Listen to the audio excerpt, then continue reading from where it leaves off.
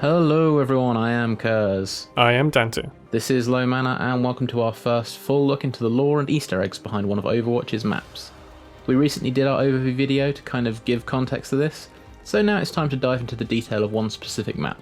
And what better place to start than Overwatch's latest map, Oasis. At the end of the episode we'll be handing over the choice to you guys to pick which map we cover next, so stick around for that. Oasis joins the Overwatch universe as the third city we know of and the second we've actually seen to have been built in the post-Omnic Crisis world. We have Numbani, built to symbolise human-Omnic unity of the west coast of Africa, alongside the thus far unseen utopia constructed entirely from hardlight technology by the Vishkar Corporation in India. In Oasis we see a third kind of city.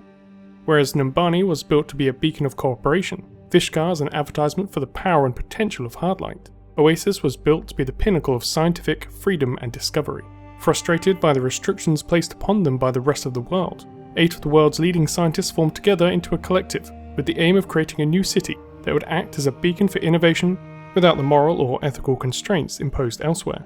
To that end, 4 of them led the way: Abu Hassoun, Anya al-Sharani, Youssef al-Jabiri, and Mehet Farhat, and it was decided that in order to prove the potential of such a city, what better way to do so than turn a hostile environment of the Arabian desert into a sparkling gem of human endeavour.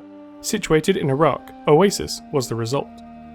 While the city is by no means finished, it already stands as one of the safest and best educated states in the world. The city shares similarities with other such designs throughout fiction, most notably in gaming the City of Rapture in the Bioshock series. Oasis seems to be faring significantly better than Andrew Ryan's construct, and under the leadership of the 4 largest scientific ministries, it is perhaps the most successful, possibly only, functioning technocracy in the Overwatch world. While multiple other ministries govern specific aspects of everyday life, the 4 at the heart of the city seem to align with the 4 lead founders, and each of these is visible in the first control point, the city centre. The Ministry of Geology, under the leadership of Al-Sharani, is the genius behind many of the technologies that made it possible to build Oasis to begin with. Their skill in carving out the miraculous from the impossible, evident in every facet of the city. The Ministry of Biology is the most obviously active of the 4, and it seems likely that they are under the leadership of Hassoun.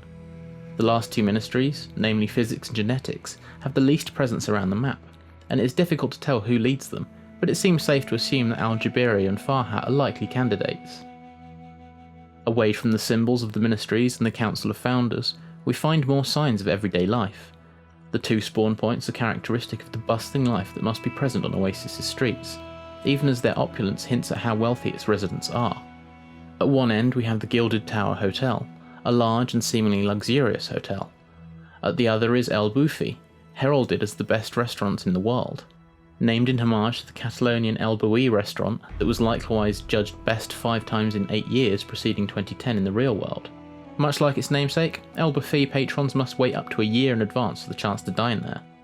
Omnic servants for your every beck and call should you eat here. These are perhaps the only Omnics in the city. With an emphasis on human ingenuity, and the only visible Omnics no more than servants, could Oasis be home to anti-Omnic sentiment in the same vein as King's Row? Out under the blazing sunshine sit numerous small cars. Dubbed snails, it seems likely that these are for more leisurely personal transport around Oasis than the fast-flowing traffic on the nearby road. Indeed, on the surface, it looks as though one of the only real problems Oasis has is with its traffic management, with the Ministry of Transportation issuing advisories to visitors to the city. The snails do not seem to suffer, however, and it seems they may even be tracked or automated, acting as a kind of luxurious tram system to traverse the city in. Despite being situated in the heat of a desert, it does appear as though travel by foot would be both equally possible and comfortable though, given the whole city is climate controlled by large mist dispensers, presumably designed by the Ministries of Biology and Physics. As with most cities, Oasis city centre is also the heart of capitalism. Dotted around are numerous advertisement cylinders, rotating displays to praise the virtues of everything, from the snail cars, the stores, through to the latest films. I'd guess there's a cinema somewhere nearby, and it seems Hannah Song's own film Heroes of My Storm has reached the silver screens of Oasis. Speaking of the stores themselves, there are 3 named establishments to be found here. Aside from the enigmatically named Mirage Fantasy, we have Superhumans and Rejuvenation Renew Your Life. These both hint at the developments that may well have been made by the Ministry of Genetics in recent years. Advanced humans are not a new thing in the world of Overwatch. Indeed, Jack Morrison and Gabriel Reyes underwent an enhancement process over 30 years ago with the US military. The difference is this seems to be on sale to the general public. Science has undoubtedly moved on significantly since the men who had become 76 and Reaper were treated, and given how ultimately successful they were, who can say what the long-term impact of this could be? As for rejuvenation, it's more ambiguous. It could be a simple beauty parlour, but given the setting that seems unlikely. Nanotechnology in medicine by this point has also been around for years, pioneered to a large extent by Overwatch's own Angela Ziegler. Could the scientists of Oasis be utilising it here? And if so, is it their own breakthrough, or has Mercy had some hand in things? Away from the bustle of the city centre, we find our Abu Hasson Gardens, presumably named for a relative of Abraham Hassoun. The title is the reason we suspect Hassoun to be the leader of the Ministry of Biology. Situated on an island in the large lake that Oasis springs out from, the gardens are reachable only by boat. No road or bridge connects there, and no landing pads are visible. To that end, there are 2 boat ports, one at either end of the island. The inspiration of this from a design perspective is obvious, pulling as it does on one of the 7 wonders of the ancient world, the Hanging Gardens of Babylon. Thought to have been built in what is modern-day Iraq, the gardens were, according to one of the legends at least, built by King Nebuchadnezzar to soothe his wife Queen Amethyst, who missed the green hills of her homeland, with the tiered gardens of the trees and shrubs designed to imitate them and ease her homesickness. The purpose of the Oasis Gardens is far more straightforward. Being unreachable by car, they're designed to be a sanctuary of calm, a place citizens can come to should they wish to escape the busy city. It is difficult to see what there is to escape from, given the almost completely crime-free nature of Oasis. Perhaps the two go hand in hand. There is no crime due to the implementation of predictive surveillance and crime modelling, presumably so potential criminals can be found and stopped before they have even been able to act on their impulses. It seems unlikely that the gardens would offer any shelter from the level of vigilance, but maybe it helps to forget about it for a while. The Arabic architecture styles found earlier in the city centre continue throughout, with the whole island being maintained by the Ministry of Biology. Their work is plain to see, from the lush lawns surrounding artful drinking fountains through to the tiered sections, giving shelter to the trees and shrubberies, much like the Hanging Gardens of legend. Even the trees have been designed to serve a practical purpose, with each palm equipped with a halo to provide light in the dark desert nights of Oasis. Strangely, given what we can only assume is a relatively powerful position in the world, none of the multinational corporations appear to have any foothold in Oasis, apart from the seemingly omnipresent cafe aroma, serving beverages in the boat ports. None of the big players we're used to seeing are anywhere to be found. Compared with Numbani, where every street has adverts and designs to lure the consumer, Oasis is remarkably sparse when it comes to outside influence. Even Vishkar, great pioneers of technology in their own right, can only watch on from the outside. Perhaps the reason for this can be found at the scientific heart of the city, the great enigmatic tower and the university departments that make up at the very least its lowest levels. The inspirations for these are twofold, but to start with, let's look at the university itself. Almost certainly taking its cue from the historical House of Wisdom, the university acts as a research centre, data repository and bastion of learning. The House of Wisdom stems from the Islamic Golden Age and found its home in Baghdad between the 9th and 13th centuries.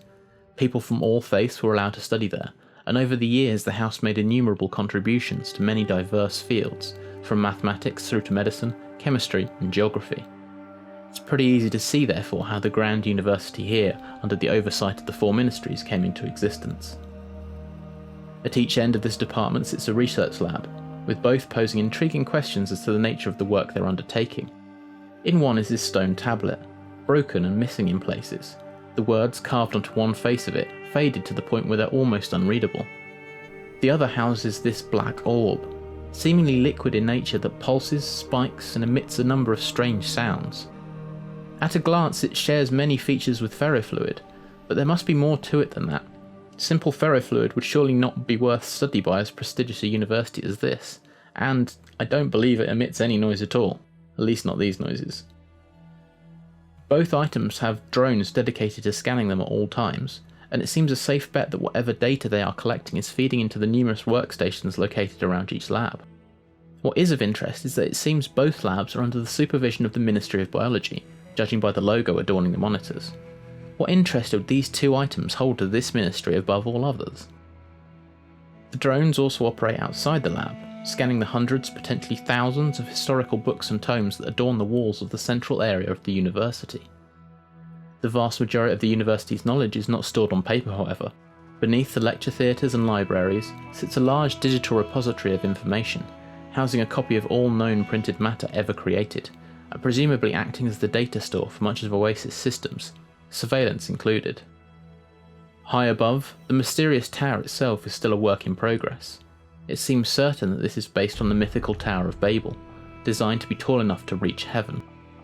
With no estimated completion date, no known name, and no fully specified purpose, this symbol of Oasis to the rest of the world has a potentially murky purpose hidden under the surface. All that has been stated is that the tower will tie into the city's massive data gathering and computational efforts.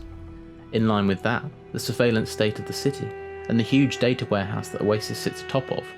Could it be possible that Oasis has designs on the nature of the fragmented Overwatch world?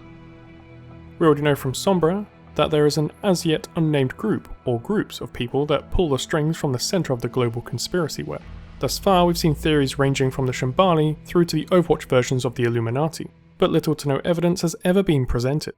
Whoever runs it though would need to have significant technological resource at their disposal, in order to maintain both their phenomenal levels of power and anonymity.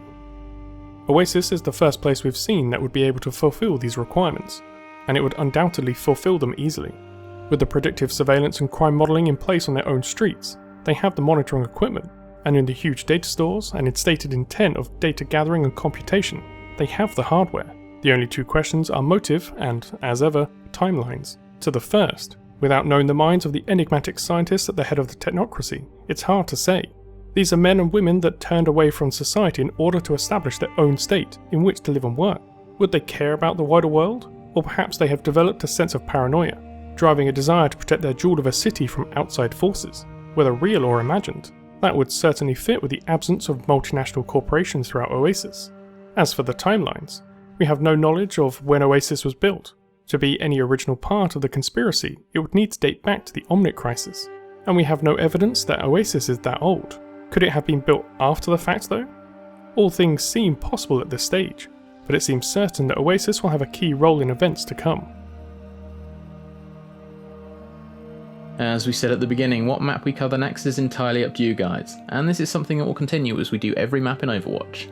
First up, let us know in the comments below whether you'd like a tour around the cobbled streets of King's Row, with its beating heart of anti-Omnic hostility, or the seemingly quiet and peaceful roads of the City of Harmony, perched on the edge of the African savannah, Numbani.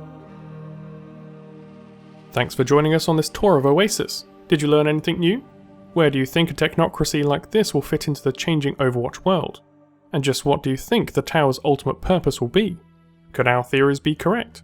If you enjoyed this episode, please hit that like button, subscribe if you haven't already, and hit the bell if you want notifications of future video releases. Remember to vote for your pick for the next map. And until next time, I've been Dante. And I've been Kurs. Thanks for watching.